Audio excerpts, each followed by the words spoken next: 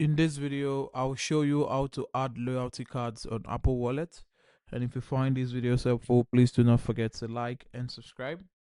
Now you can add loyalty cards to Apple Wallet through a few methods, primarily via the merchant's app or website or by using a third-party app. Now, many retailers, airlines, and coffee shops offer the ability to add their loyalty passes directly to your wallet from their own platforms, and that's the most advisable method of adding the wallet. Now, if you are not able to add it from their platforms, you can also log into their website and add it. But if you prefer using the Apple Wallet's built-in code scanner, what you can do is you can go to your wallet application. Now, once you load it up, you're going to click on this plus sign at the top.